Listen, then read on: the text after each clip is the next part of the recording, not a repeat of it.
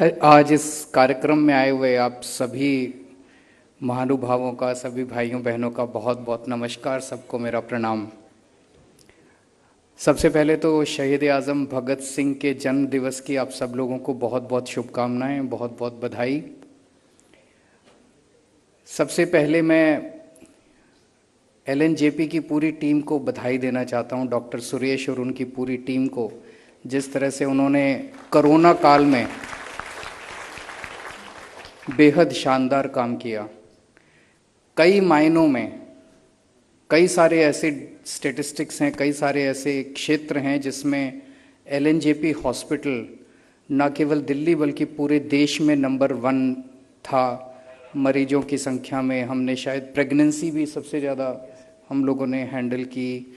Dialysis की ज़रूरत पड़ी तो हम लोगों ने उसका भी काफ़ी इंतज़ाम किया।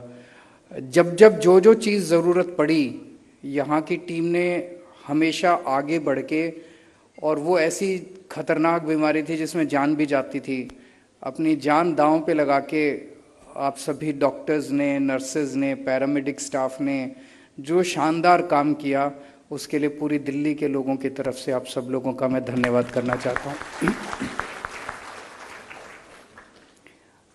आज हम लोग भगत सिंह जी का जन्म दिवस मना रहे हैं।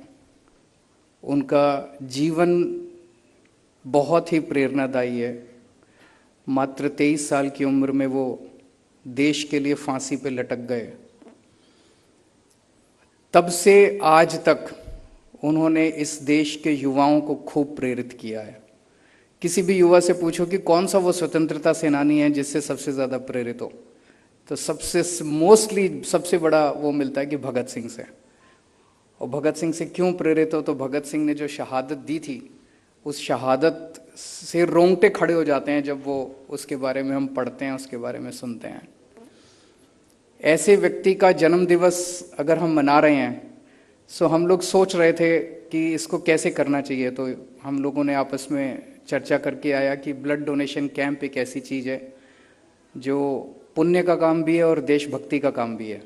सो पहली बार हम लोगों ने ब्लड डोनेशन कैंप से उनका जन्म दिवस मनाने की शुरुआत की है। आज जैसे अभी डिप्टी सीएम साहब ने कहा कि 70 जगह पूरी दिल्ली में कैंप लगे हैं। ये एक शुरुआत है, अगले साल से इसको और भव्य तरीके से किया जाएगा। लेकिन आज अभी जब मैं अंदर आ रहा था, डॉक्टर सुरेश कह रहे थे कि काफ़ी उत्साह है लोगों में, बहुत भीड़ लगी हुई है लोगों के रक्तदान करने के लिए। ये बहुत अच्छी बात है। हमने कभी इसको बढ़ावा ही नहीं दिया। अब जब बढ़ावा दे रहे हैं, लोगों से बात कर रहे हैं, तो लोग ऐसा लगता है कि तैयार हैं। बस किसी को एक बार कहने की ज़रूरत है कि यार ब्लड डोनेशन कराओ, तो लोग तैयार है। आदमी तो आम जिंदगी में ज़िंदगी जीते हुए किसी को ध्यान ही नहीं आता कि ब्लड डोनेशन भी करना है। जैसे भी डिप्टी सीएम साहब कह रहे थे कि डेली बेसिस पे 1000, 1200, 1500 लोग ही डोनेट करते हैं, और उनमें से भी कई सारे ऐसे होते हैं जिनके मरीज हैं और डॉक्टर कहता है भाई किसी को 1 यूनिट ब्लड देना पड़ेगा अगर आप इन लोग, तो मोस्टली वो होते हैं। मुझे लगता है इसको एक कल्चर के रूप में कम से कम हम अपनी दिल्ली में शुरू कर सकते हैं कि बड़े स्तर के ऊपर लगातार, आज केवल एक दिन हम ब्लड डोनेशन कर रहे हैं ऐसे नहीं होना चाहिए। इसको अब एक मुहिम की तरह लगातार साल भर ब्लड डोनेशन के लिए हम लोगों को प्रेरित करते रहें, ऐसा हम लोगों को अब कैंपेन चलाना है। दूसरा, जैसा भी डॉक्टर साहब ने बताया कि हर 3 महीने में एक व्यक्ति अपना ब्लड डोनेट कर सकता है, और ब्लड डोनेट करने से 15 मिनट के अंदर आप नॉर्मल हो जाते हैं। 15 मिनट के बाद आप नॉर्मल एक्टिविटी कर सकते हैं, तो कोई कमज़ोरी नहीं आती, कुछ नहीं होती। उल्टे कहा जाता है कि हर 3-3 महीने में कर लो तो ब्लड जो है वो फ्रेश ब्लड बॉडी प्रोड्यूस करती है, वो सेहत के लिए भी अच्छा होता है। सो एक आज 3-3 महीने का मतलब एक आदमी साल में 4 बार कर सकता है।